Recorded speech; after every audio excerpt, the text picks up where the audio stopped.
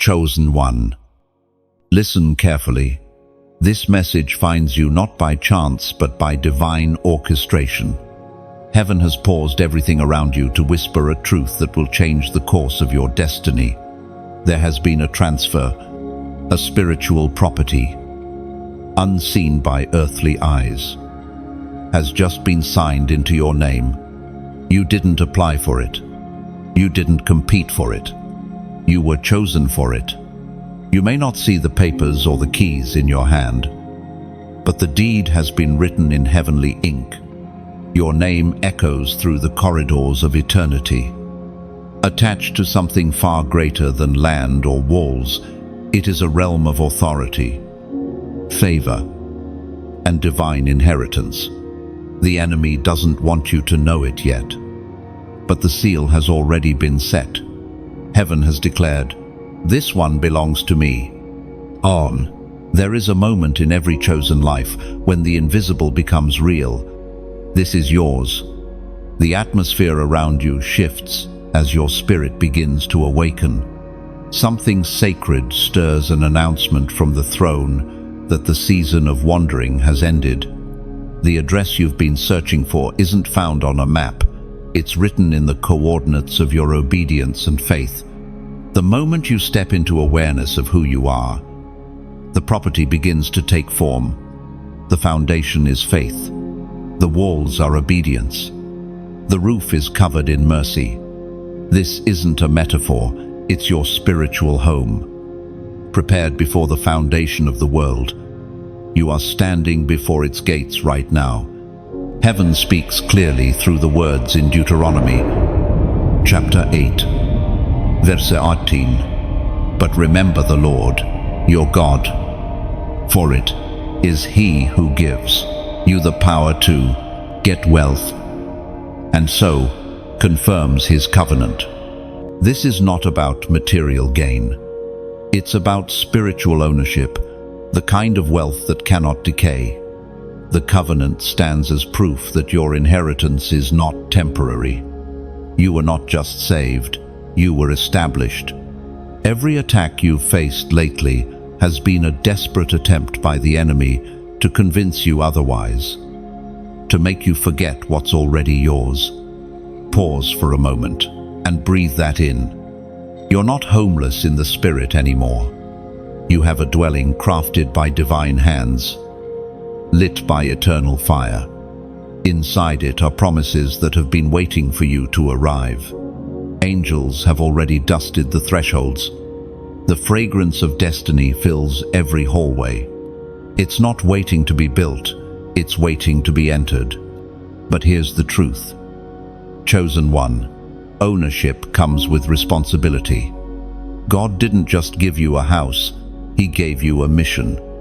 You are called to steward this space, to let it become a refuge for others. This house of calling must echo with prayer, not pride, with compassion, not comparison. It's not a monument, it's a movement. So take this moment seriously. Step forward with reverence and authority. Say aloud, "This belongs to me, and I belong to Him." When you say it, something unlocks. Heaven registers your voice as confirmation that you accept the transfer. That sound becomes your signature. You are stepping into a season where doors will open, not by force, but by recognition. People, opportunities, and resources will respond to you because they sense the divine deed written over your spirit. The world may call it favor, but heaven calls it fulfillment. Listen closely. This is the time to anchor your heart. Don't look back at the wilderness you came from. You can't bring the mindset of survival into the territory of inheritance. You are no longer the one begging for breakthrough. You are the one walking in possession. Everything you once prayed for now stands before you in spiritual form. The key is already turning. The hinges are moving. Can you hear it? That sound is destiny unfolding. Step through the doorway of your calling. Accept the weight of glory that comes with ownership You are not merely a guest in God's plan, you are a co-heir of His promise. Before this message ends, take one prophetic action. Lift your hand and say, "I receive what heaven has given me." Let that declaration echo in your space. Angels move when the chosen ones speak with faith. If this word burns in your spirit, don't let it fade. Like, share, and comment to seal your agreement in the Spirit. Subscribe so you never miss another divine dispatch like this. And in the comments, type the number 777 as a prophetic act of completion and covenant, because the transfer is done, and the title now bears your name. You stand before the gates of revelation, heart trembling, knowing that something vast and holy is unfolding around you. The property is real, its boundaries pulse with light, and its atmosphere hums with divine presence. Yet when you search for the address, no earthly number appears, no street, no city, no coordinates. Because this inheritance does not exist in geography, it exists in glory. The air hums with anticipation, as if creation itself recognizes your arrival. Light ripples through the unseen boundaries, responding to your heartbeat. The ground beneath you feels alive, soft, yet strong, as though heaven has been preparing this sacred soil for your footsteps since the dawn of your becoming. A whisper moves through the stillness, neither near nor far, but within you. Welcome home. It is not sound but understanding, flowing into your spirit like water into dry earth.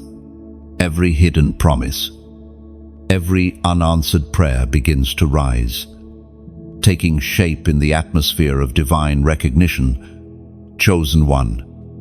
The hidden address is written within you. It is etched in the chambers of your heart, where divine purpose and human longing intersect.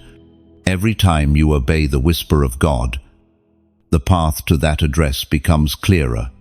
The more you align with His voice, the more visible the road becomes. You have been walking toward it for years.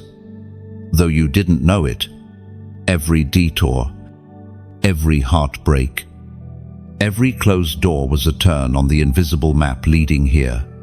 The address is encoded in your destiny. It is the place where your calling and your surrender meet. You will not find it on Google Maps, but heaven has been tracking your steps, even when you thought you were lost. The coordinates of grace kept guiding you back toward the center of God's will. Nothing about your journey has been random. Everything has been directional. You are not just standing before an inheritance. You are standing in prophecy fulfilled. What others mistook for delay was actually divine timing, rearranging paths and aligning circumstances so that you would arrive at the exact moment heaven intended. Your name had to mature before the deed could be delivered. Your heart had to be prepared before the coordinates could be revealed. Now the veil begins to lift. The gates shimmer like molten gold, and beyond them you sense peace that has weight, not fragility. Every fear you carried begins to crumble under the gravity of glory. You feel the truth rise in your chest. This is not something you found. It's something that has been waiting for you all along. The Spirit spoke through the prophet Jeremiah. Chapter 29, verse 11. For I know the plans I have for you, declares the Lord, plans to prosper you, not to harm you, plans to give you hope and future. You realize then that this address has always been inscribed in God's plan for you. It is the point where heaven's intention intersects with your obedience. The moment you trust that divine plan, the map unfolds. Your fear begins to lose its hold because the journey is not uncertain, it is guided. There is something profoundly holy about realizing that you were never lost, only led. You were not wandering aimlessly, you were being guided through refinement, through pruning, through preparation. The route was not designed to confuse you, but to prepare you for the glory on the other side. Every moment you thought was wasted was actually another step toward alignment. You may not yet see the full estate, but you feel its pull. The spiritual soil beneath your feet feels familiar, as if your soul recognizes home. The hidden address does not reveal itself to sight, but to faith. Faith, chosen one, is the divine GPS. It locates what eyes cannot. As you take another step, a voice inside whispers, "You are closer than you think." The closer you come, the more your surroundings change. The air feels charged with purpose. Old doubts begin to lose their color. You no longer crave validation from others because heaven's recognition outweighs human approval. You begin to understand that every setback was secretly a rerouting to this place. This realization humbles you. The address isn't a location to boast about, it's a revelation to steward. You are standing in the awareness that destiny is not discovered through striving, but revealed through surrender. The hidden address unlocks only when your heart echoes the words, "Here I am. Lord, lead me." Now you see, your address is not a point on Earth's map, but a posture in the spirit. It is where peace becomes your atmosphere and obedience your key. The more you dwell in that place, the more heaven manifests around you. And soon, chosen one, what was invisible will become undeniable.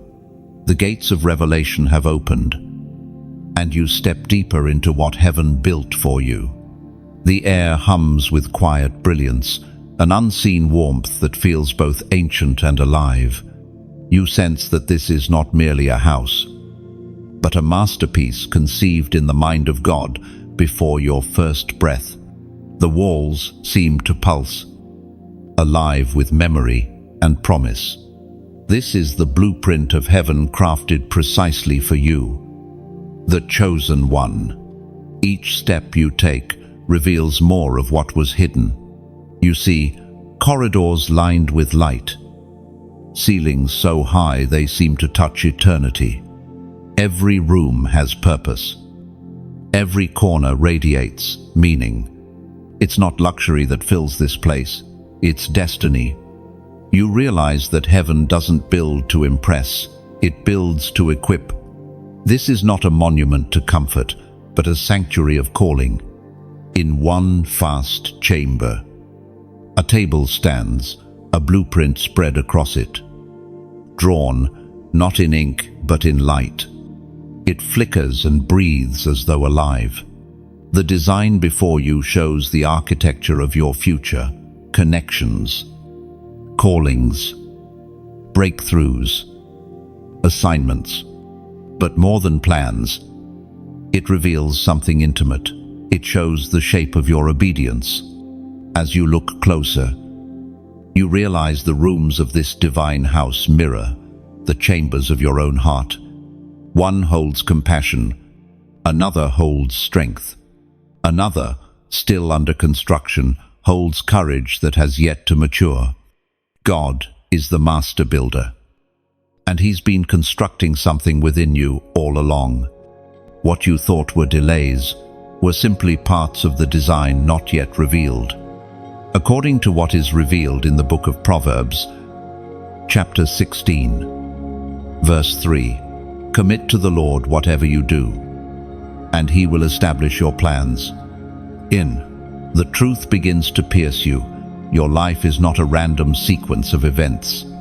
It's an intentional design, formed by divine intelligence. Every talent, every failure, Every heartbreak has been placed with purpose. Heaven wastes nothing. Even your scars have architectural value. They strengthen your walls. You begin to understand that every instruction you ignored delayed construction. Every act of obedience you followed laid another brick. Heaven's blueprint doesn't just show what will be built. It reveals what must be surrendered. To access the next room, you must release something that cannot pass through holy doors. Pride, bitterness, fear. The walls seem to whisper the truth. You cannot carry yesterday's dust into tomorrow's glory. As you walk through the halls, you feel the presence of angels, builders of light, placing beams of faith across the ceiling of your purpose. You realize that you are part of something immense, a design that stretches beyond your lifetime. What God builds in you will shelter others. This is generational architecture. You pause before another doorway. Its frame is engraved with words you can't quite read, until the light shifts and you see foundation of trust. It dawns on you that before the house can stand, you must learn to rest. Trust is the cement that holds every divine structure together. Without it, the entire blueprint collapses into striving. The deeper you go, the clearer the design becomes. You see visions of future impact, faces of people who will be healed because you dared to obey. Lives changed because you carried light through darkness. The blueprint stretches into eternity. Your purpose will outlive you. That realization humbles you again. And then, quietly, a sentence rises in your spirit. Simple, yet unshakable. You are being built to last, not to fade with trends, not to crumble under pressure, but to stand as a testimony of divine craftsmanship. You are the evidence that heaven still builds with intention. The glow around the table intensifies, then dims, sealing the vision into your memory. You understand that the blueprint was not shown to impress you, but to instruct you. Every time you doubt, remember this sight. You are a structure in progress, perfectly measured by divine hands. Before you leave the chamber, a whisper echoes from the light itself, gentle but firm. Write the vision and build by faith. Now, pause here. Chosen one, let this truth sink into your spirit. Your calling isn't random, it's engineered. You are a living temple being shaped by heaven's design. When you feel weary or confused, remember that blueprints take time to unfold. The architect hasn't forgotten you. He's perfecting you. And now, if this word resonates deeply, if you sense that heaven is constructing something magnificent within you, then anchor it. Type in the comments, "I will build." Then, not as a ritual, but as an act of faith. When you declare it, you are aligning your voice with heaven's hammer. You are saying, "I choose to keep building, even when I can't yet see the finished form." And as you speak it, angels take note. Construction continues. You move further through the sacred property, and the light that once felt warm now grows sharp with intensity. Ahead stands a gate, tall, ancient, carved with symbols you do not understand, but somehow feel within your bones. The air around it is still, but the silence holds weight, like the pause before a verdict. This is the locked gate. Every chosen soul reaches it. It does not open to admiration or curiosity. It opens to obedience. You stand there knowing that beyond this barrier lies the fullness of what was promised, but between promise and possession, there must always be proof. The test is not of worthiness, but of willingness. The architect of heaven does not deny entry, he requires surrender. The gate is more than metal and mystery, it is reflection. It shows you what still binds you. As you step closer, the carvings shimmer and shift, mirroring your fears. You see hesitation, pride, old wounds that have hardened into walls. The gate knows what you haven't confessed. It stands as a holy mirror between what you claim to be and who you truly are. The voice of God does not thunder this time. It whispers, "Until you trust me fully, this door remains closed." You feel the weight of those words settle over your heart. It is not punishment, it is purification. Heaven will not let you drag old shadows into new realms. As was spoken in the sacred texts of old. In the book of Exodus, chapter 14, verse 13, "Do not be afraid. Stand firm, and you will see the deliverance the Lord will bring you today." You realize now that this gate isn't meant to keep you out, it's meant to draw out what's still chained within you. Each hesitation, each doubt, is a key turned in the wrong direction. To open it, you must choose trust over control, faith over logic, surrender or fear. The air grows thick with awareness. You kneel, not out of defeat, but in recognition. The moment your knees touch the ground, the carvings on the gate begin to move again, slowly shifting like breathing stone. Every breath of repentance you release becomes light, crawling across the engravings, illuminating new symbols: mercy, humility, faith. You remember the moments when obedience felt impossible, when forgiveness cost too much, when silence felt unbearable, when waiting made you question God's memory. Those were the chisels that shaped your soul. Heaven watched every silent act of faith you made when no one was looking. Those moments became the key you now carry unknowingly. You reach into your heart and realize that obedience itself is the key. You place it against the gate, and for a long moment, nothing happens. Then, a vibration, deep and resonant, moves through the ground beneath you. The lock doesn't click open with a sound of victory. It exhales, as if relieved that you finally understood. The door swings inward.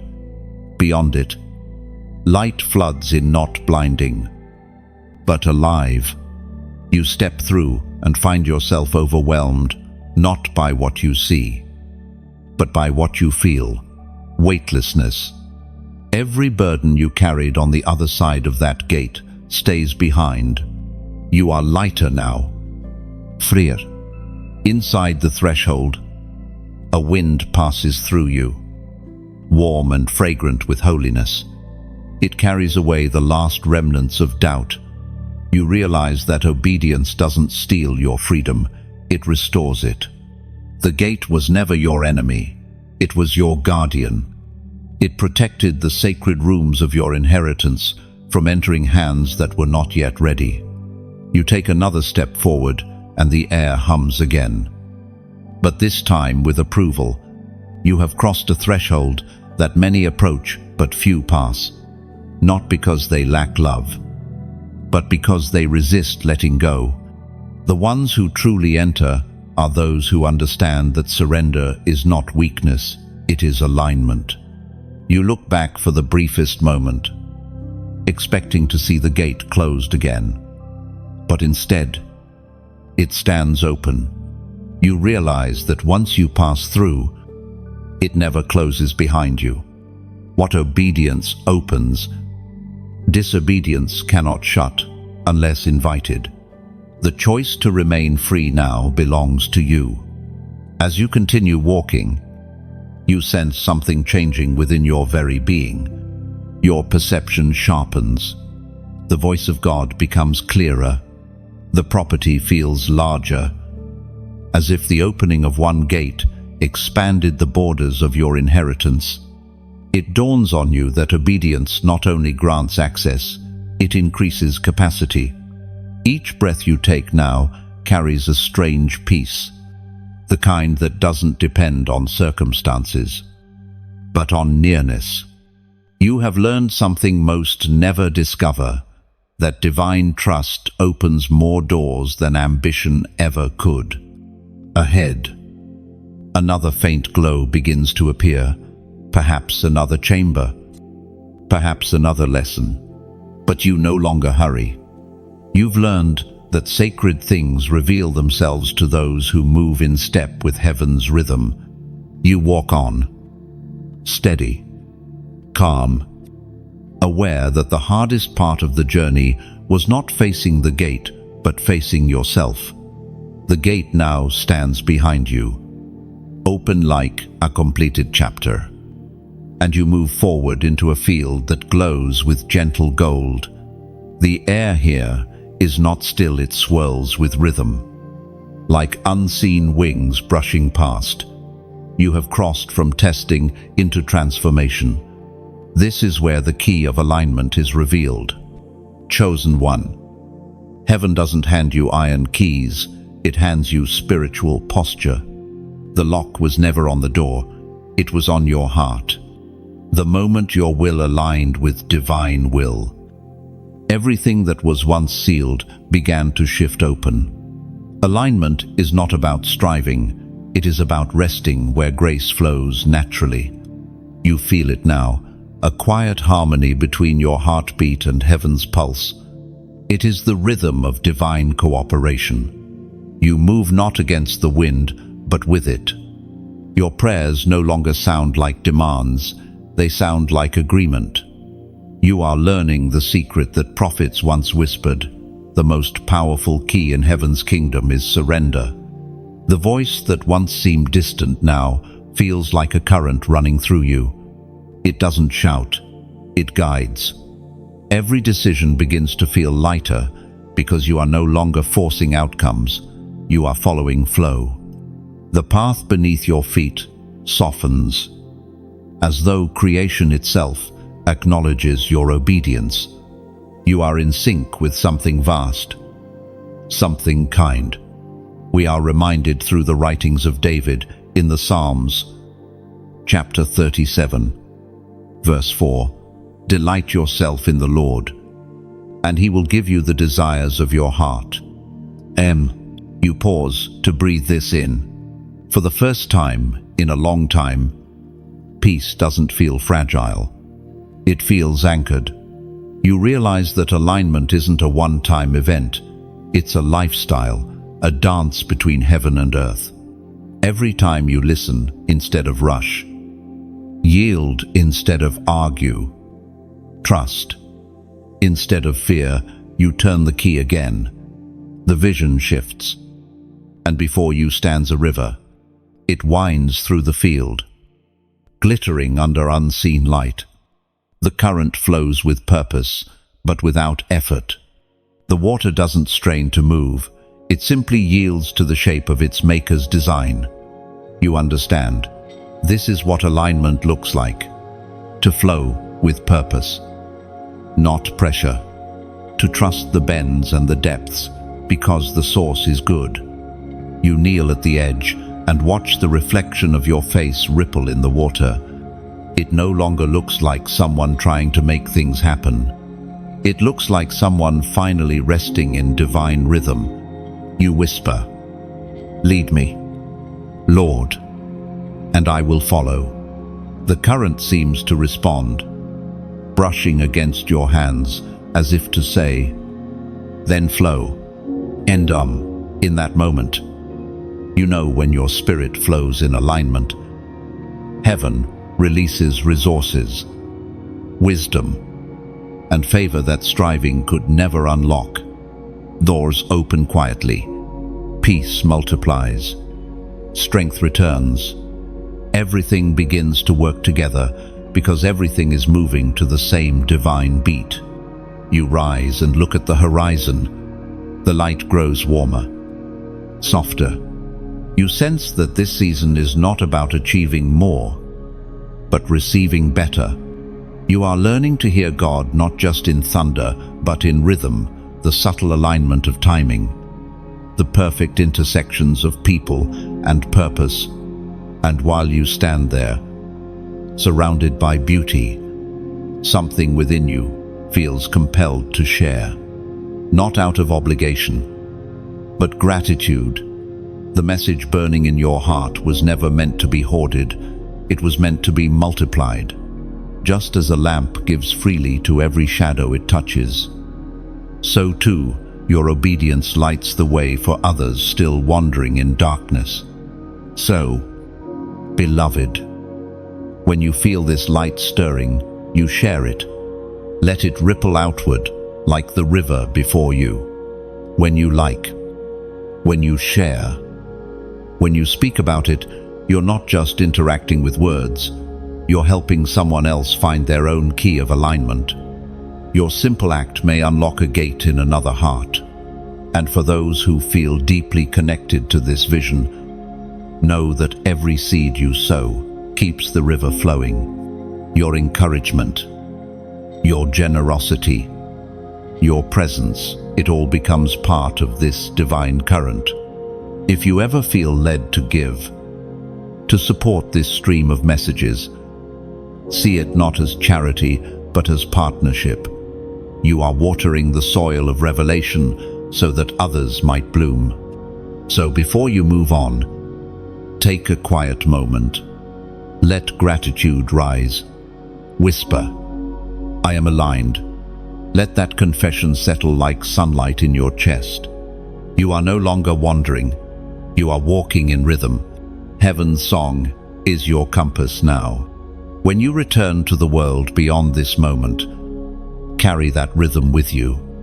Let your kindness, your patience, your generosity become instruments of alignment. Let your daily life hum with the sound of peace. For every time you align with heaven, the earth becomes a little more like home. You awaken in the stillness of early light. The property around you feels different now, alive, yet unsettled. The air hums not with peace, but with tension, as if something unseen has taken notice. You sense it before you see it. The enemy's trespass, notice, not written on paper, but whispered through distraction, doubt, and sudden heaviness. Chosen one. This is what happens when heaven delivers ownership papers into your hands. The enemy cannot revoke the deed, so he attempts to convince you it isn't real. His weapon is not power, it's persuasion. His goal is simple, to make you abandon what is already yours. You begin to feel it in subtle ways, old memories resurfacing, relationships turning cold, confusion clouding your once clear path. But even in this storm of deception, there is one unshakable truth. The deed still bears your name, sealed in divine ink that darkness cannot erase. The Spirit spoke through the prophet Isaiah. Chapter 54, verse 17. No weapon formed against you shall prosper, and every tongue that rises against you in judgment you shall condemn. This is the heritage of the servants of the Lord. And you repeat the words quietly, and the atmosphere around you shifts. It's as though the property itself recognizes the authority of that verse. The trespass notice begins to curl and fade in invisible fire. You realize the enemy can send threats, but he cannot cross boundaries set by heaven. Still, he tries. He whispers through doubt, "Are you sure this belongs to you?" He plants thoughts that sound like logic, but are really fear in disguise. He tries to make you trade your divine inheritance for temporary comfort, your eternal authority for human approval. But you, chosen one, are no longer easily moved. You've seen too much light to bow to shadow. You stand firm, reminding yourself that ownership is not proven by ease, but by endurance. Every trial is confirmation that your name carries weight in the spirit realm. If you were insignificant, darkness would not bother you. The property trembles again, not from fear, but awakening. You can feel the walls remembering the promise of their builder. The more you speak truth, the more solid the structure becomes. Faith is the alarm system of your inheritance. Every time you declare God's word, intruders flee. And then you hear it, the enemy's voice weakening, trembling at the edges of your courage. He cannot stay where peace has been spoken. You look up and whisper, "This ground is mine." Heaven echoes back, "It always was." Suddenly, a vision unfolds before you. The land you own in the spirit glows like molten gold under an unseen sun. The boundaries stretch farther than you imagined. The attacks were never proof of your failure, they were proof of your expansion. The enemy trespassed not because you were weak, but because your territory was growing. You stand taller. The fear that once felt like a storm now feels like background noise. You have learned the secret of divine warfare. It isn't about shouting louder, it's about standing still longer. Your stillness is not surrender, it is confidence. The property responds to your peace, like waves calming at the Master's voice. Now you understand. Spiritual inheritance must be defended, not by aggression, but by awareness. You cannot fight what you fail to recognize. The trespass notices lose power the moment you identify them for what they are, empty threats written on air. You walk through the estate once more. Every step feels like reclaiming sacred ground. The trees seem to whisper your name in worship, as if creation itself rejoices that you did not forfeit your claim. The light returns stronger, purer. What was momentarily dark now gleams with divine assurance. And yet, peace settles again. A gentle prompting stirs in your spirit. This victory is not just personal, it's prophetic. Every time you overcome doubt, you strengthen another believer's foundation. Every time you stand your ground, you teach heaven's language to the trembling hearts. Watching you, you are a testimony that ownership can survive attack. So pause here, take a breath, and declare it again with conviction. The deed is mine, and the signature is divine. Let those words resonate in every corner of your soul until fear no longer finds a home. Now, before you continue this journey, seal this truth with a prophetic act. In the comments, type the number 888, a symbol of new beginnings, of resurrection, of unbroken covenant. You're not just typing a number, you're declaring, "I will not surrender what heaven has given." Always it. Let your fingers become your faith. Each digit you press is a step deeper into divine possession.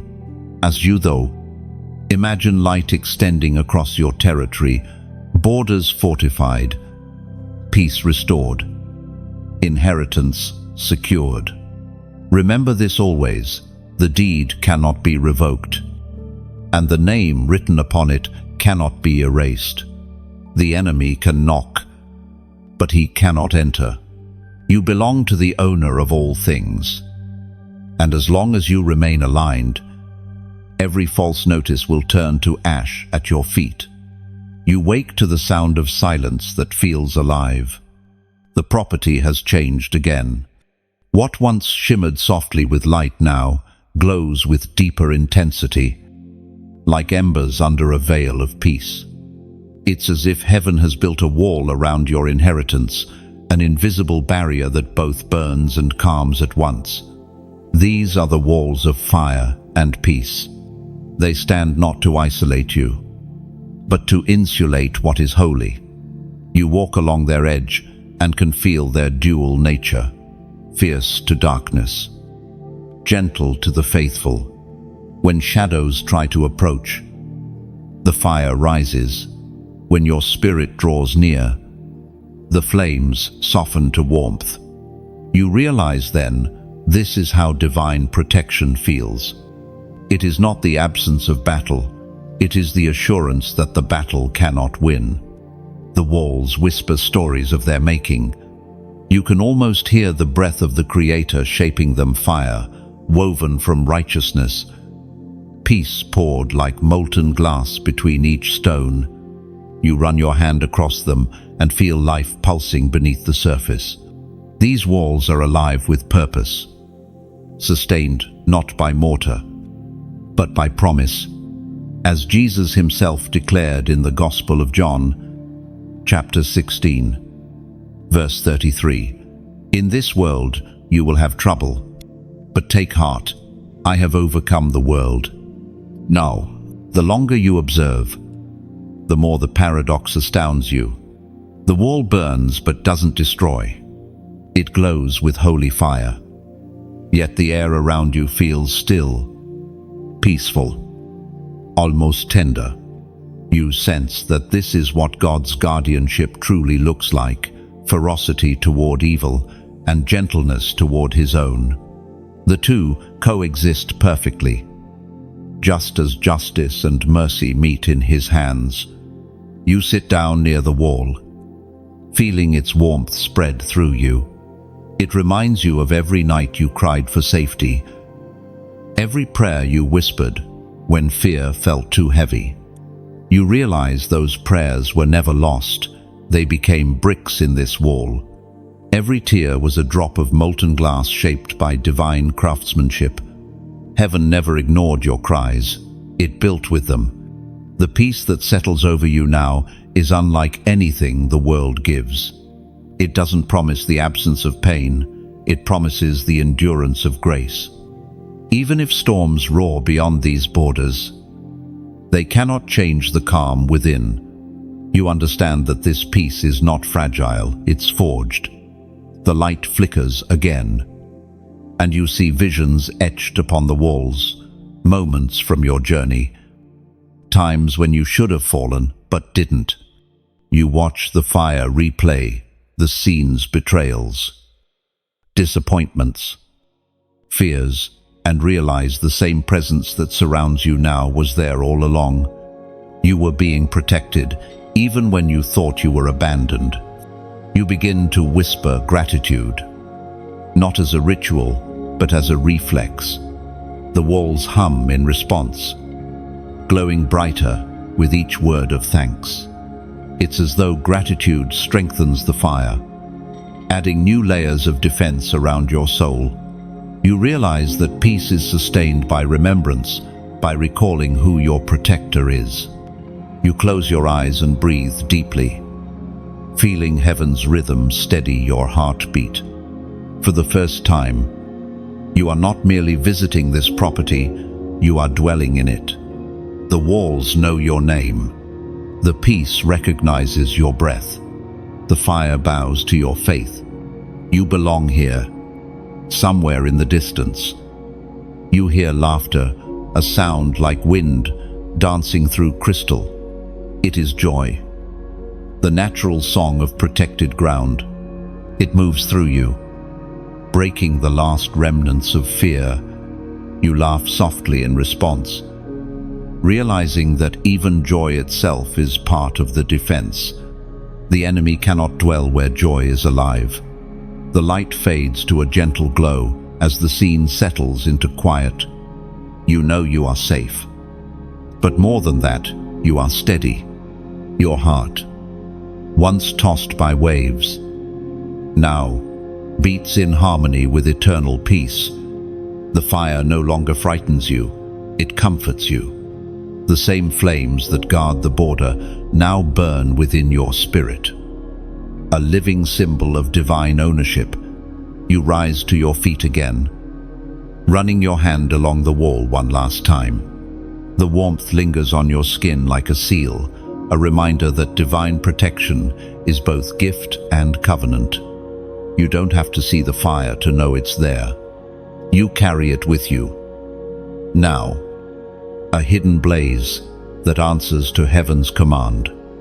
And as you turn to continue deeper into your inheritance, the walls hum, one final time, a low, steady sound that feels like blessing. It's as if heaven whispers, "Go on. You are protected by peace, surrounded by fire, and carried by grace." The air grows heavier as you venture deeper into the estate. The glow that once guided your steps dims to a softer, more introspective light. It is not darkness you walk through now, it is discovery. Ahead stands a door unlike the others, plain, silent, and almost invisible. You realize, with a quiet ache, this is the room you've always avoided, the one you feared to enter. Your breath catches. The walls surrounding the door seem to lean closer, as if the entire house is holding its breath, waiting for your choice. Every step toward that threshold feels like a confession. This is the place where heaven hides healing in the shape of remembrance. You know, instinctively, that what lies behind this door is not danger, it is truth. You rest your hand on the handle, cold against your skin. Memories flicker, moments of betrayal, shame, grief, regret. All the unspoken wounds you buried in the corners of your heart begin to stir. For a moment, you want to turn back, to stay in the light and pretend the room isn't there. But the voice that guided you through every other gate whispers again, "Do not fear what I reveal, for I only uncover what I intend to heal." You draw a deep breath and push the door open. A quiet rush of air greets you, like the sigh of someone long waiting. The room is small and dim, the air thick with time. It smells faintly of rain on stone, of pages long closed. Dust particles float in slow motion, illuminated by a single beam of light from above. At first, you see nothing extraordinary, just old objects scattered across the floor, fragments of dreams, pieces of letters never sent, the faded outlines of moments you never resolved. But as you step closer, you realize these are not memories lying dormant, they are altars. Each fragment glows faintly, responding to your presence. They pulse like heartbeats, alive but longing for closure. Heaven speaks clearly through the words in the Book of Lamentations, chapter 3, verse 22. "Because of the Lord's great love we are not consumed, for his compassions never fail." Oh, the truth in those words melts the ice around your memories. You begin to understand the pain was never meant to punish, it was meant to purify. The sorrow that once caged you is now the material heaven will use to build your empathy. The very tears you once hid have been kept in divine jars, waiting to be poured back as healing for others. You move from one altar to the next, touching each piece, feeling the warmth of redemption seep into the cold places within. Shame dissolves into forgiveness. Regret turns into wisdom. Wounds become windows through which light can finally enter. Every item that once represented weakness now transforms into strength, glowing brighter as you let go. Then you notice a mirror at the far end of the room. Its surface is clouded, covered in dust and age. You hesitate, fearing what it might show, but something within urges you forward. As you approach, the reflection shifts, not showing your present self, but every version of you that carried pain, every younger face that cried out for grace. They look at you, not with accusation, but with relief. You realize you are their healing. You are the redemption of every version of yourself that thought it wouldn't survive. You reach out and wipe the mirror clean. Light floods the room, brighter than before, chasing every shadow into corners that no longer matter. The fragments on the floor rise, transforming into streams of color that swirl around you before merging into your chest. Every piece you thought was lost returns home. You feel whole, not perfect. But entier. You stand in the middle of the room as the air begins to hum. The house itself seems to sigh in contentment. The once cold walls radiate gentle warmth, like gratitude. You know now that the room you feared to enter was not a trap. It was a temple. The pain you avoided was holding your healing hostage. By opening this door, you didn't find destruction, you found restoration. You linger for a moment longer, allowing the peace to settle deep into your spirit. Then, as you turn to leave, the door closes behind you, not locked, but sealed with light. It will never again be a place of fear. It has become a sanctuary of memory, redeemed and restored. As you step back into the corridor, you feel lighter. The fire outside burns brighter. Now, the walls of peace hum louder, and the foundation beneath your feet feels stronger. The house recognizes your courage. It knows you are not just an inheritor. Now you are a healer. The air inside the mansion shifts once more, thick with presence, yet feather-light with clarity. You've passed through fire, faced your fears, and opened the hidden room. But there is one place left that calls your name, the mirror room. You've seen glimpses of it in dreams, flashes of light reflected through corridors, yet never knew where the glow came from. Now, that glow grows brighter, pulling you forward. You enter a circular chamber lit by countless reflections. Every surface, walls, ceiling, even the floor is made of polished glass that breathes like water. When you step inside, light bends, stretching and folding around you. There's no single source. The brightness seems to radiate from you. For a moment, it overwhelms you. It feels too intimate, too revealing. You've seen mirrors before, but never one that looks into your soul. You take another step, and the reflections begin to move, not like copies, but like living portraits. One smiles faintly, another weeps. One looks confident, another trembles. You realize these are the faces of every season you've lived, every version of yourself heaven has seen and loved. You whisper, almost afraid to hear your voice echo back. Which one am I now? The answer doesn't come as sound, but as stillness.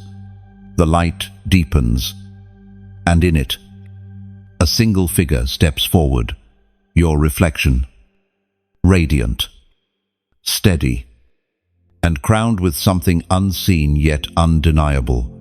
This is the version of you that heaven recognizes, the one formed not by pain, but by purpose. The ancient words recorded in Romans chapter 8, verse 30. Those he predestined, he also called. Those he called, he also justified. Those he justified, he also glorified. The moment those words settle into your spirit, your reflection moves closer.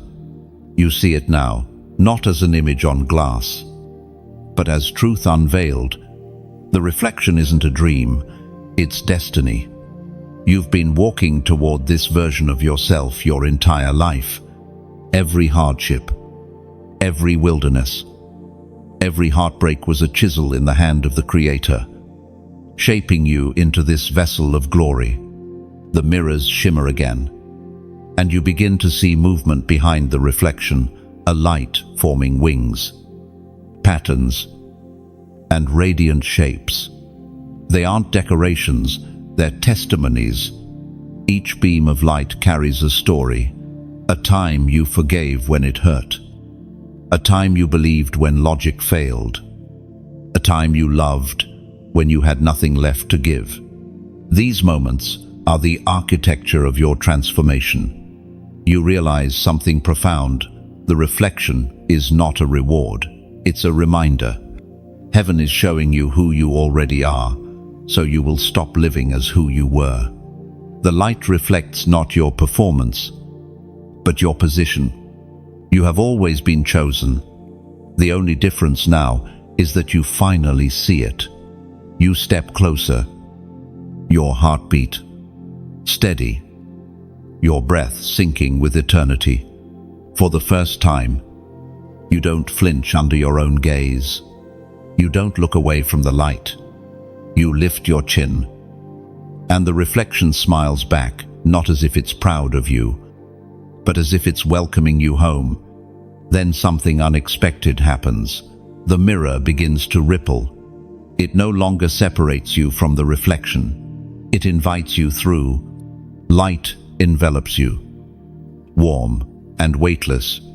Every fear, every old belief melts away like frost in the sun.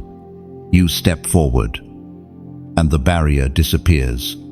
You are no longer watching the reflection. You are the reflection. The room hums, alive with sound, as if heaven itself is applauding. You realize that what happened here isn't symbolic, it's spiritual. You have merged with the truth of your identity. The person who doubted, who hesitated, who feared has been replaced by one who knows. You are now walking as heaven sees you, justified, called, glorified. The glass walls pulse gently, mirroring not your form, but your essence. You see light streaming from your hands, truth in your eyes, compassion woven into every breath. You are no longer a visitor in this house. You are becoming its heartbeat. Every corridor, every gate, every wall responds to you now. The estate recognizes its rightful heir. You close your eyes for a moment, letting the revelation settle. The silence feels alive, like the pause between heartbeats. Then a whisper rises from within your spirit, gentle yet commanding. Walk as who you are, not as who you were. So. And with that, the light stabilizes. The mirrors stop shifting. You are no longer standing before your reflection. You are standing within it. The truth has found its vessel. Before you leave, pause here. Chosen one, let this moment seal you. Type in the comments, I see me, so, not as vanity, but as revelation. When you declare it, you're saying, I finally recognize the version of me that heaven always knew. You are not lost, not forgotten, not unworthy. You are seen, fully and gloriously, by both heaven and your own renewed eyes. The reflection fades gently as you step out of the mirror room, carrying its light with you. The corridors now glow with a new warmth, soft gold rippling through every surface. As if the entire house rejoices at your awakening, you walk lighter, more certain. The walls no longer feel like boundaries, but like companions echoing your steps. And as you move upward, a faint breeze brushes your face, carrying the scent of myrrh and rain. You follow it, instinctively knowing where it leads. At the top of a grand staircase, you emerge onto a vast open space, a balcony overlooking valleys of light. From here, you can see everything, the walls of fire encircling your land, the rivers of alignment flowing through it, the gardens waiting beyond. Heaven's wind moves across your face like an embrace, and you realize you've reached the anointing on the balcony. Chosen one. This is not just a view, it's an assignment. From this height, heaven grounds perspective. You see not only your own story but the countless souls still wandering below, searching for direction. The wind whispers through your spirit.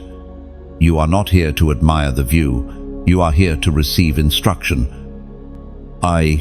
You close your eyes, and the air thickens with holy electricity. Something unseen rests upon your shoulders, a mantle, woven of light and weight. It doesn't press you down, it steadies you. You can feel it hum with divine authority, like oil flowing invisibly through your veins. You have stepped from ownership into stewardship. As the prophet wrote in the scroll of Habakkuk, chapter 2, verse 3, though it linger, wait for it. It will certainly come and will not delay. You rest your hands on the balcony rail. The wind carries fragments of divine speech, not in sentences, but in understanding. Heaven is entrusting you with vision, with influence, with the ability to shape atmospheres. It's no small thing. You sense the magnitude of it not as burden, but as sacred honor. You whisper, I will not waste this view. The words sound small, yet the heavens seem to nod. The light around you intensifies, swirling upward like ribbons of flame. You can feel that this anointing is alive, breathing through you, ready to flow wherever compassion leads it. And yet, you also understand, light alone cannot reach everyone. It must travel through voices, through connection, through shared moments of faith. What heaven places upon you is meant to ripple outward, to reach others who haven't yet stepped onto their own balconies. That's how the kingdom multiplies, through sharing, through storytelling, through simple acts that spread light farther than you could go alone. So if this message reaches the hidden corners of your heart, if it stirs something pure and wordless inside, you know that you can help carry it. When you like, when you share, when you subscribe, you're not promoting a message, you're building a bridge. You're helping the next soul find their balcony, their anointing, their calling. And if ever you feel moved to give, to sow a seed, see it not as payment, but as participation. You are helping sustain a flow of words that rebuild broken faith, that rekindle hope in the weary. Every gesture of support, every moment of generosity, is another beam in this divine structure we are raising together. Heaven notices those who give light to others. The wind grows stronger now, swirling around you like living breath. You lift your face and let it move through your hair, through your spirit, through your very being. You sense that heaven itself is pleased, not with perfection, but with willingness. You have said yes, where others said maybe. You have stepped forward where others waited, and that yes has opened doors, not just for you, but for those who will follow in your footsteps. The anointing thickens, warm, luminous, fragrant. You feel it sealing your mind with clarity, your heart with compassion, your hands with purpose. The balcony becomes more than a place, it becomes a covenant. You are now both vessel and messenger, guardian and guide. As the wind begins to settle, the horizon seems closer. You can almost see faces in the distance, people who will one day say that your faith helped theirs rise again. That realization humbles you. You whisper, "Let my light serve." Oh, and heaven answers, not in words, but in warmth, a quiet, affirming fire that burns without consuming. You stand in it, heart steady, eyes clear. The anointing is complete. The balcony fades into radiance, and all that remains is peace and the quiet understanding that the message must go on. When the light from the balcony fades, you find yourself walking through corridors that twist and turn in ways you've never seen before. The once perfect symmetry of the mansion now feels disrupted. Shadows stretch across the walls, not with menace, but with purpose. You sense that something profound is about to take place, a transformation deeper than revelation. This is the season of renovation by fire. At first, the word renovation sounds comforting, but as the air thickens, you realize it will not be gentle. You can feel heat building somewhere unseen, pulsing through the floors and into your bones. The light that once warmed now burns. Every step crackles like tinder underfoot. You remember that the same God who builds also refines. The sound begins a low hum, like the murmur of a forge awakening. The walls tremble softly, shedding flakes of old dust. Then, one by one, sparks erupt in the air, spinning upward in graceful spirals. It is beautiful and terrifying all at once.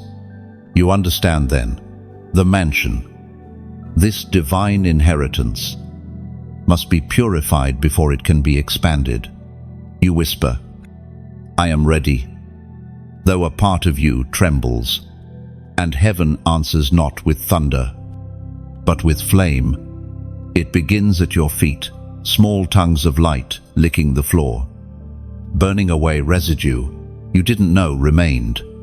Memories of failure, pride, unforgiveness, they rise to the surface like smoke. This is not punishment. It is preparation. It was proclaimed in the second letter to Timothy, chapter 1, verse 7. For God has not given us a spirit of fear, but of power, of love, and of a sound mind. Oh, all around you, the mansion changes form. The once ornate carvings melt into rivers of light. Walls that once defined the space now dissolve into open air. The floor, once smooth, fractures into pathways of gold, each one leading to a deeper chamber of your purpose. The fire is not chaotic, it is strategic. It burns only what cannot remain. You close your eyes as the air fills with shimmering embers. They swirl around you like 1,000 prayers ascending at once. And within that sacred heat, you begin to hear voices, echoes of your own past words. Times when you doubted, times when you declared faith through tears.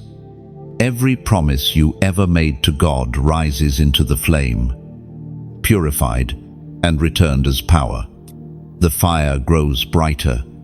You feel your skin glow, not from heat, but from transformation. The weight of guilt, of comparison, of old labels, falls away. The mansion groans again, then steadies. When you open your eyes, the entire room has changed. What once looked like stone now gleams like glass, clear and strong. Light passes through every wall effortlessly.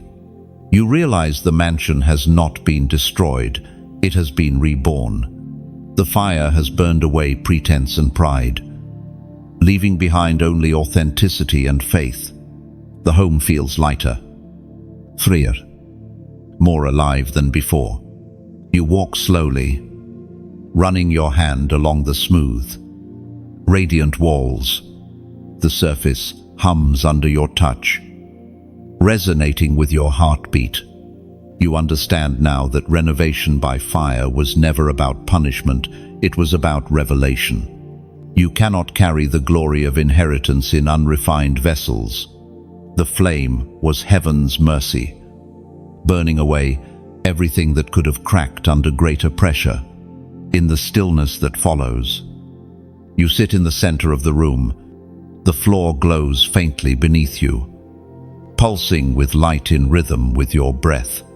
The fire inside you has changed from wild to steady, no longer a storm, but a source. You feel clean, not empty, strong, not hardened.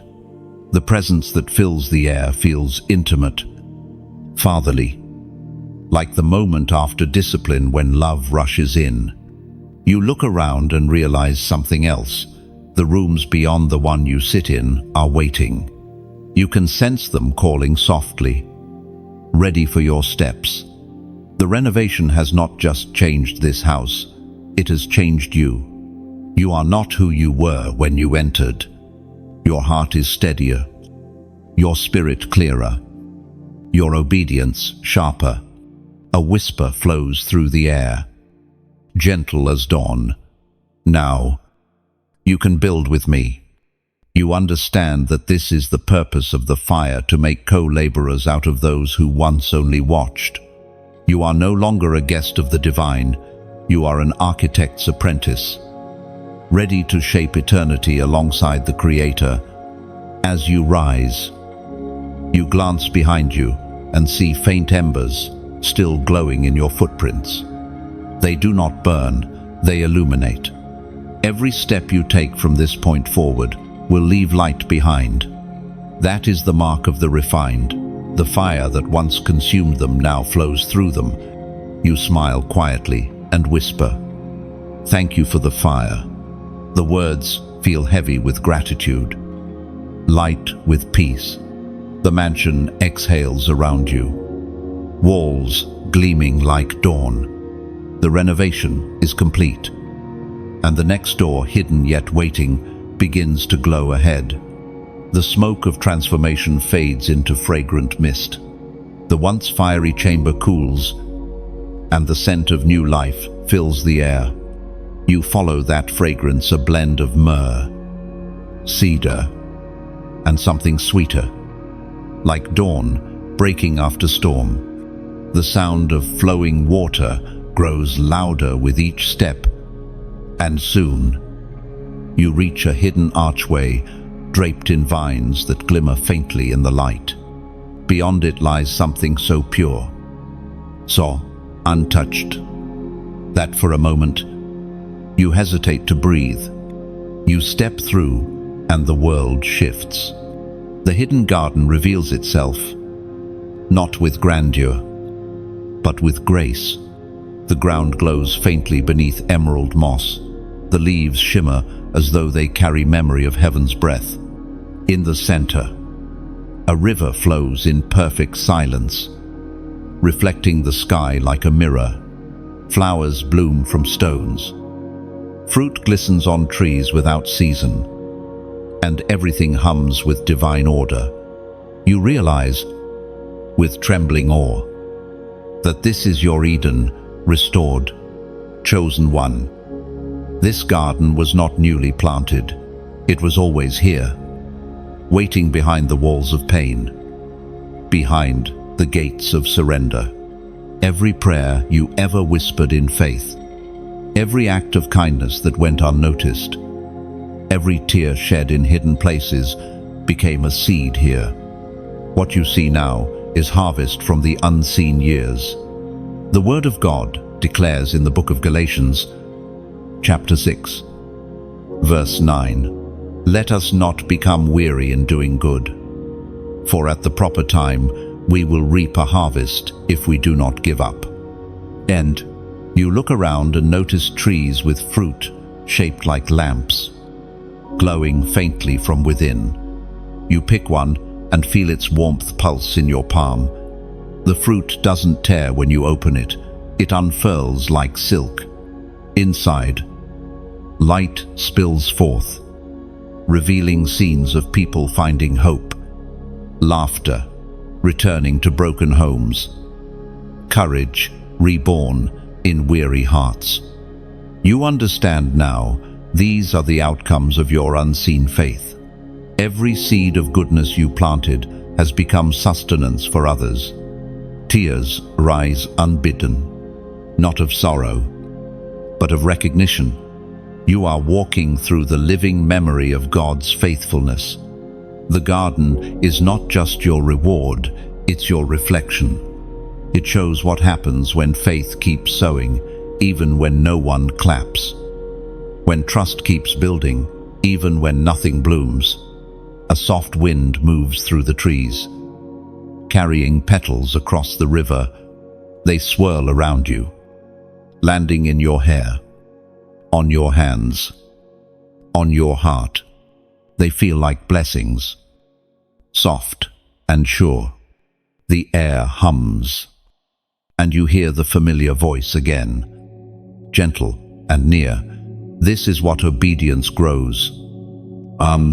You rise and walk deeper into the garden, your steps guided by light, dancing across the ground. In the distance stands a tree taller than the rest. Its trunk vast and ancient, its branches stretching into the clouds. The roots are wide enough to walk upon, glowing faintly with golden veins. You approach it with reverence, sensing that this is the heart of the estate. When you place your hand upon its bark, the tree vibrates with sound, a low, melodic pulse that feels like heaven's heartbeat. You understand, somehow, that this tree grows from your covenant with God. Every yes you've spoken to Him became a ring in its trunk. Every surrender added strength to its roots. The branches above represent futures you haven't yet lived, but already belong to. And beneath the roots, water flows again, the same river, looping endlessly, feeding life into the whole garden. The system is perfect, sacred, self-sustaining. You realize the truth.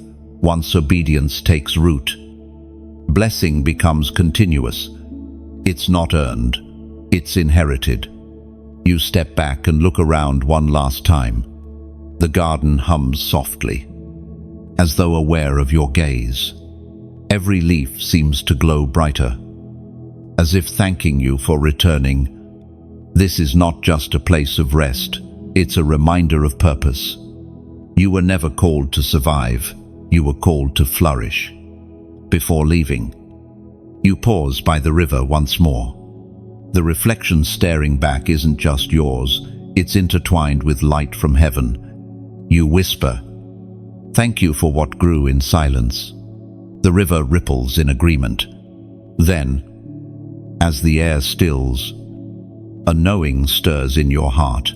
This is the moment to seal the revelation. You feel the prompting, quiet but sure.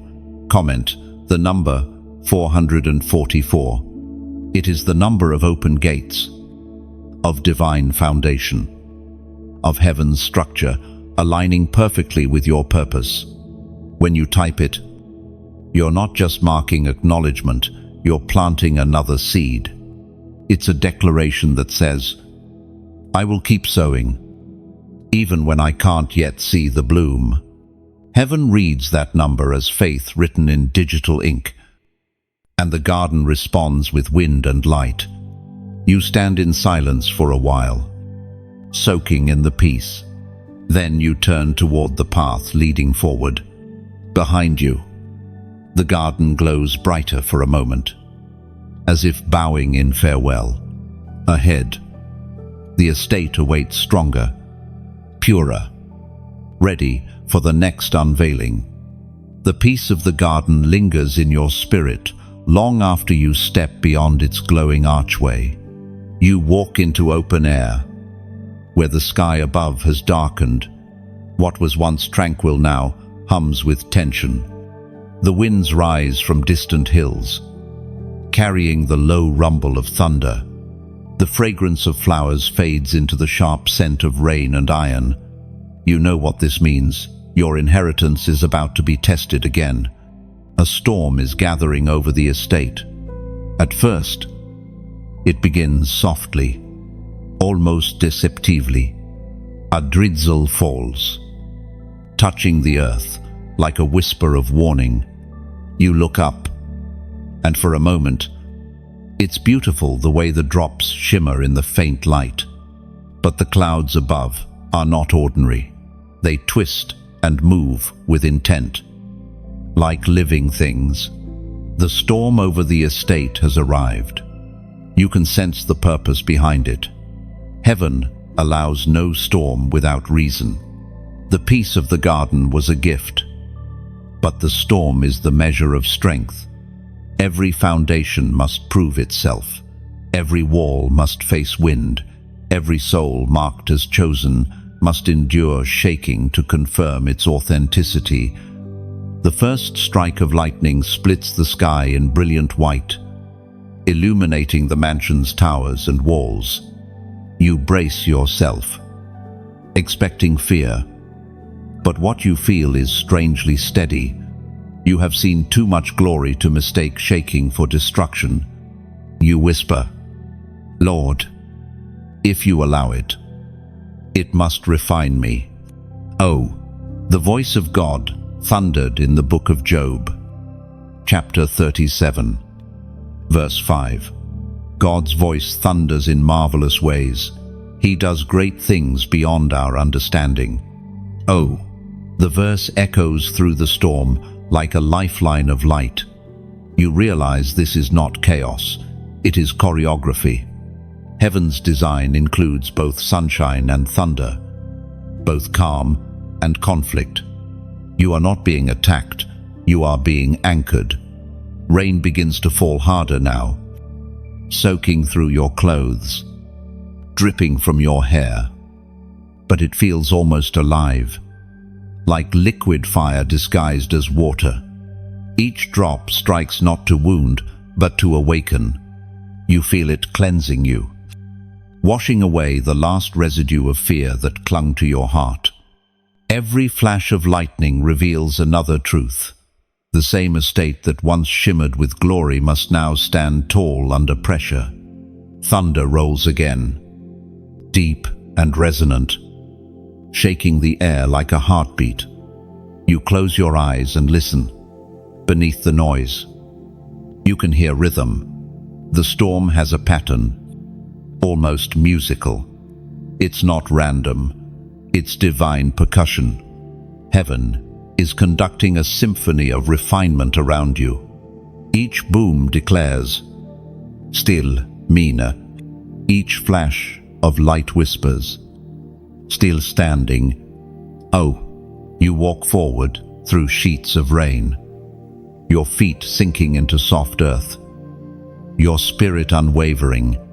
The wind pushes against you, testing your balance. But you keep moving. You remember what you learned in the fire. Resistance reveals strength. You no longer interpret opposition as rejection, it's recognition. The darkness attacks what it fears, and it fears what shines. Lightning strikes a nearby tree, splitting it in two. For a moment, sorrow grips you. But then you see something extraordinary. From the wound of the trunk, light pours out instead of flame. The tree isn't dying, it's releasing brilliance hidden deep within. You understand then, storms don't destroy the faithful, they expose their glory. You lift your arms slightly, not in defiance, but surrender. The rain feels like baptism, the wind like breath, the thunder like divine applause. The estate groans, but does not crumble. The same hands that sent the storm uphold it.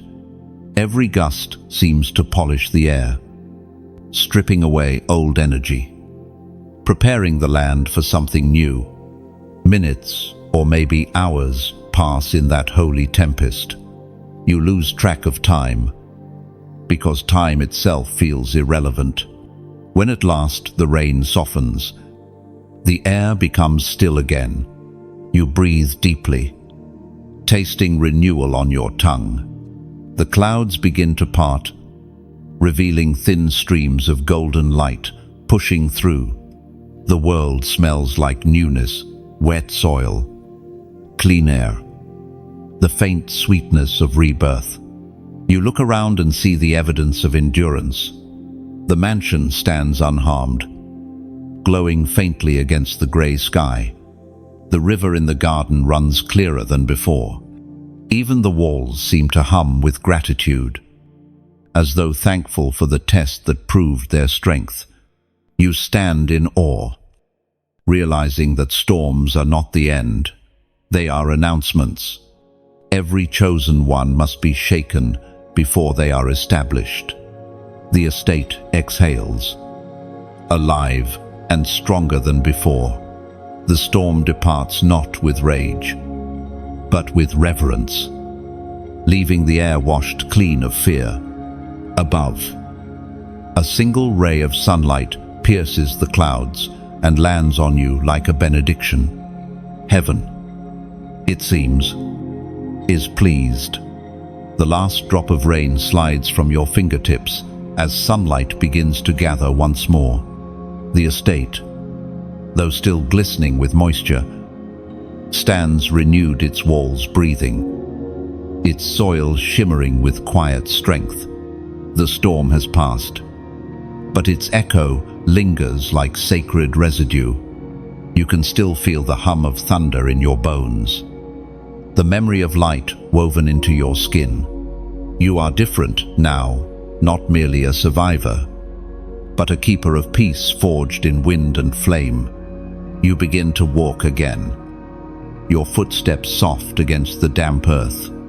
The air feels sharper, more transparent. Everything glows with that clean stillness that follows divine shaking, the kind that only arrives when heaven itself has just finished working. Somewhere in the distance, a faint hum begins to rise. Like a chorus beneath creation's breath, you follow the sound instinctively, guided not by sight, but by spirit. You pass through a long corridor framed by stone arches that now gleam as though freshly polished by rain. Each step carries a sense of reverence. The property feels awake, alert, expectant. The storm did not bring ruin. It summoned protection. You can sense it, the unseen movement of power gathering again, something mighty, preparing to reveal itself. As was spoken in the sacred texts of old, in the second book of Kings, chapter 6, verse 17, and Elisha prayed, "Open his eyes, Lord, so that he may see." Then the Lord opened the servant's eyes, and he looked and saw the hills full of horses and chariots of fire all around Elisha. Allah, the verse becomes your sight. Suddenly, you understand that this has never been a solitary battle. The estate, your inheritance, your calling, none of it has ever stood alone. The same chariots that once surrounded Elisha now encircle your domain. You see them positioned along the walls, hovering above the garden, patrolling the river of light. Every gate glows with angelic sentinels. The defender has come not because you called, but because Covenant de Manzit. The air crackles as divine energy surges through the ground. You feel it coursing through your legs, up your spine, into your heart. Every pulse beats with assurance. No shadow, no curse, no word spoken in malice can trespass now. The estate is sealed, not by force, but by faith fulfilled. The host moves in silent unity, their wings spanning the horizon. Their faces are calm, their eyes fierce. One of them turns toward you, radiating peace so powerful it feels like gravity, without words.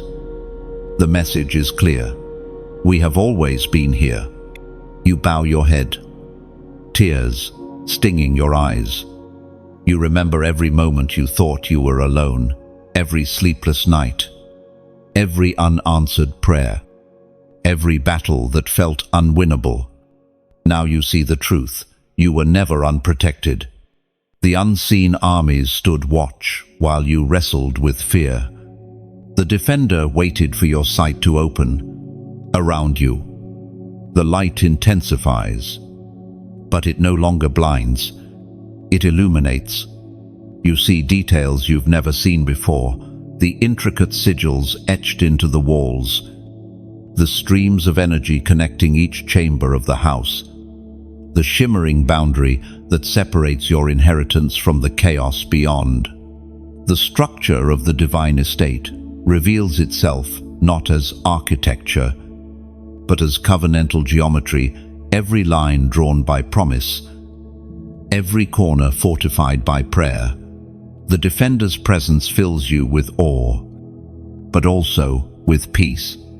Their power is not violent. It is precise. You watch as they extend their hands, and from them flows a substance like molten gold, tracing along the edges of your property, everywhere it touches.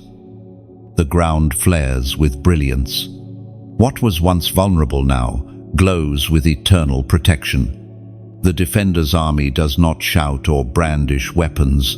They simply are. Their existence is victory.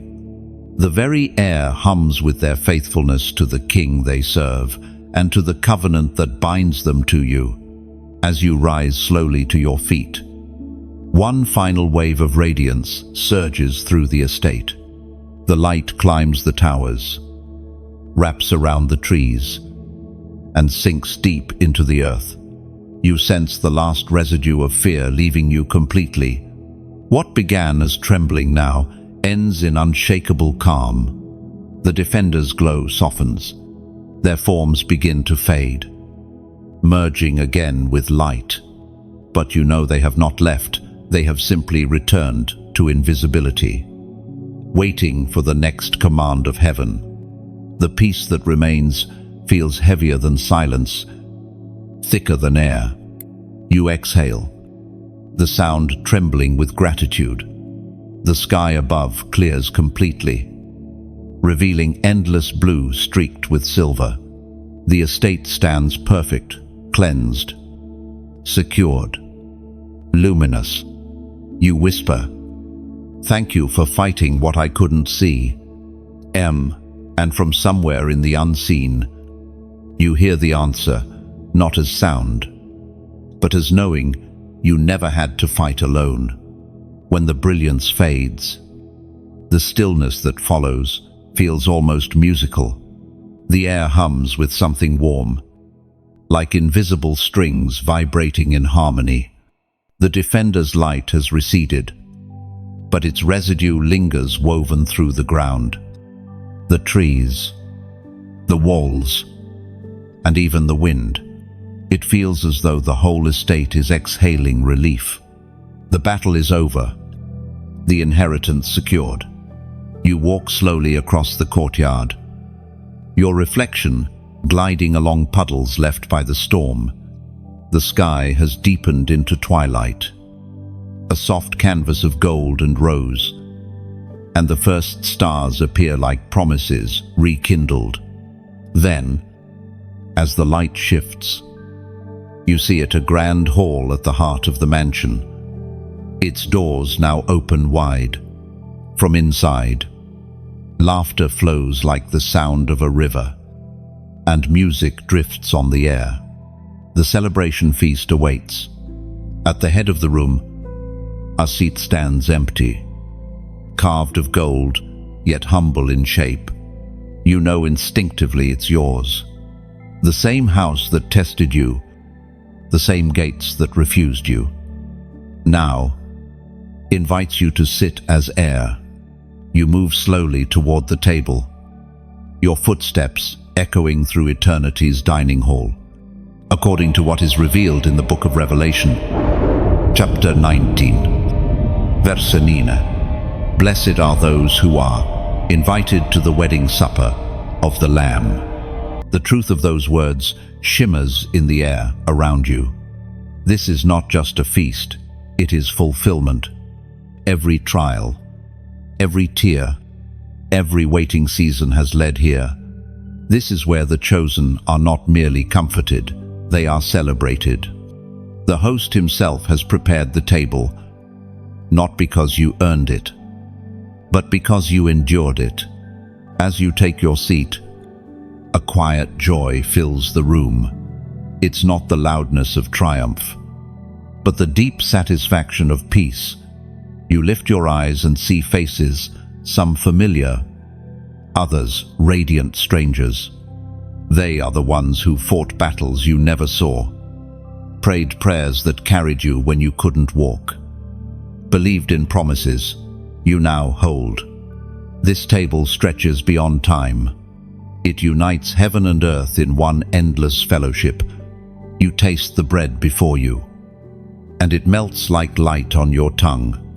It tastes of rest, of completion, of something eternal, finally manifesting.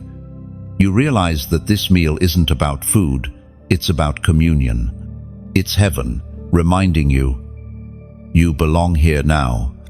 And as that realization settles deep into your heart, another thought rises gently. You were never meant to eat alone.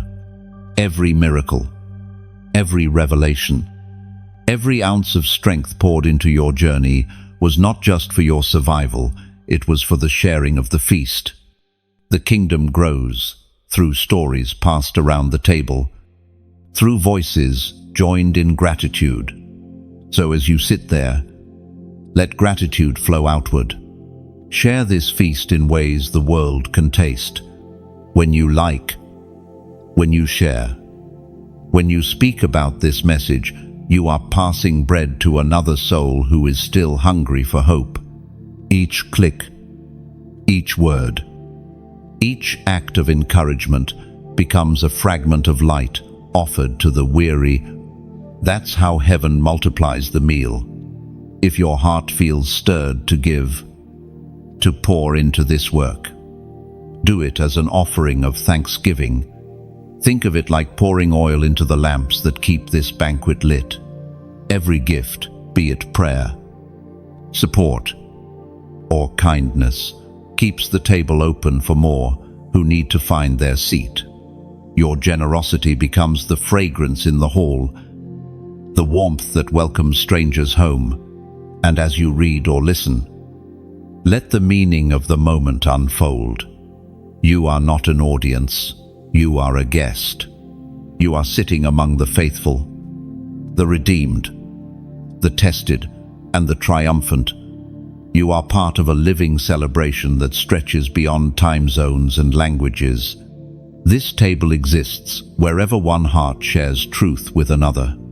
The music deepens a rhythm that sounds like laughter woven with worship. You lean back in your chair, watching as angels begin to dance, their movements weaving light through the air like ribbons of gold. You feel it too, the urge to move, to sway, to breathe joy after so much battle. Every fiber of your being resonates with gratitude. You whisper softly, "This is what victory feels like." And somewhere deep within, heaven answers with the sound of 1,000 wings unfolding. Before you leave this moment, let it imprint on your spirit. The feast is not just for celebration, it's for continuation. The story must go on. The message must travel. The light must spread. So, if this vision nourishes your heart, leave your reflection behind. Comment something from your soul, one word, one phrase, one spark of gratitude. When you write it, you aren't just reacting, you are adding your voice to the eternal banquet song. Together, We make the hall brighter. Together, we keep the table full. The music of the feast fades softly into the corridors beyond. The echo lingers in your chest like a heartbeat of light, steady and full. You rise from the table and step away, not with sadness, but with reverence. You know this joy is not meant to end here, it is meant to overflow. As you leave the grand hall, the lights seem to bow in farewell. The sound of laughter and song drifts behind you like a fading melody. You walk through a corridor lined with tall doors, each etched with words you cannot yet read. The air here feels thick with promise, heavy with meaning. You sense you are approaching something sacred, something final yet eternal. Ahead, one door glows brighter than the rest. Its frame pulses with golden light that breathes like a living heartbeat. This is it, the final inscription, the doorway that holds your eternal covenant. You approach slowly, every step deliberate. The light from the door warms your face, and as you come closer, words begin to appear across the frame, letters made not of ink, but of flame. The letters shift and move, alive with holy energy. You reach out, and the words whisper themselves into your understanding. This is the inscription on the doorpost. As Jesus himself declared in the Gospel of John, chapter 10, verse 9, I am the door. Whoever enters through me will be saved. They will come in and go out and find pasture. The crown represents identity, the fire, your refinement, the river, your flow of faith, and the seed, your legacy. Together, they form a covenantal map, a story written not on parchment, but on your soul. You trace them with your fingers, feeling warmth radiate into your hand. It's as though heaven itself is confirming, you are sealed. You kneel before the door, overwhelmed by the weight of love and responsibility that fills this place. The air hums gently, like the deep resonance of a string being plucked. You whisper, I am yours. The light responds, pulsing once, as if in affirmation. You understand now that this covenant is not a contract, it is relationship. It is not about what you must do to keep it, but about who has already kept it for you. The walls around you shimmer, revealing faint patterns, words and names that seem to stretch into eternity. You see the imprints of others who walked this same path, their obedience leaving echoes in the light. Some names you recognize from scripture, others from the whispers of history, and some, perhaps from the quiet heroes of your own lineage, those who prayed you into existence. You realize you are part of a lineage of light, a continuation of divine faithfulness across generations. The inscription above the door glows brighter. You can finally read it clearly now. This dwelling shall remain holy, and its keeper shall shine. The words are alive, not carved, but breathing. They enter your chest, engraving themselves on your spirit. You feel the covenant seal settle like warmth in your bones. A deep calm fills you. You no longer need proof of ownership, no longer crave validation. The covenant itself is your identity.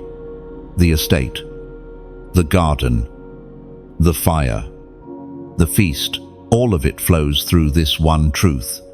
You and the Creator are bound in eternal agreement. Nothing can revoke what was sealed in light. You rise slowly, your eyes tracing the door one final time. The glow softens, yet its presence remains. You sense that from now on, You carry this door within you. Wherever you go, its light goes too. It is the threshold between heaven and earth that moves with your spirit. You turn to leave, and the corridor seems to shift behind you, opening toward open sky. The air smells like new beginnings. You look back once more at the inscription and realize something subtle. Your own reflection now shimmers within it. You are part of the writing. You are part of the covenant's expression. The revelation settles deep. You are not just the inheritor of the promise, you are one of its lines. A living word in the eternal sentence of redemption. Every breath you take continues the story. Every act of faith writes another mark upon the frame of heaven. With one last breath of reverence, you whisper, "Let my life remain written here." The light glows once more, sealing the vow. The door closes gently, not to end, but to preserve what has been written forever. You step forward again, ready for what lies beyond the mansion's edge. Knowing the covenant moves wherever you do, the air hums with readiness, and a horizon of expanding light beckons ahead. The estate has one final revelation left to unveil. You walk forward through the fading corridor, and the door behind you closes with a sigh that sounds like completion. The light shifts, no longer confined to walls, but spilling freely across the horizon. The air smells of rain and renewal, of stone and sunlight mingled together. You've reached the boundary where heaven and earth meet. Yet there are no fences here, no walls to contain what comes next. The ground beneath your feet pulses with quiet energy, like the heartbeat of creation itself. You step onto an open field that stretches endlessly in every direction. The grass glows with color, impossible to describe, as though each blade carries a memory of divine thought. The sky above is not blue, but layered with hues of gold, sapphire, and violet, blending together in infinite motion.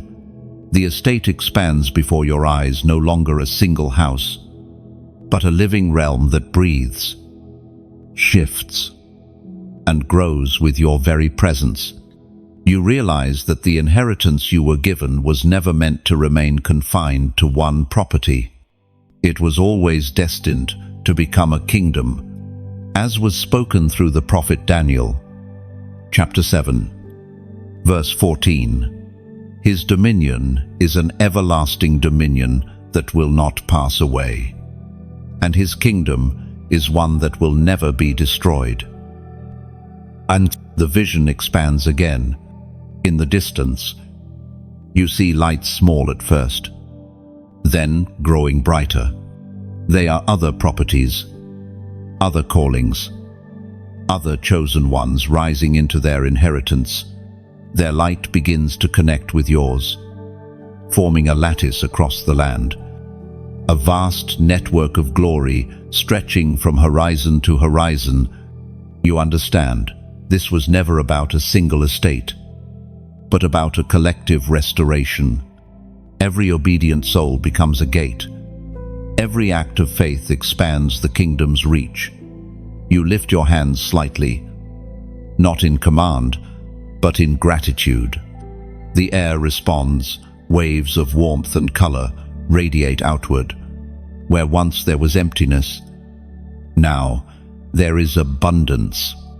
Where once there was isolation, now there is communion.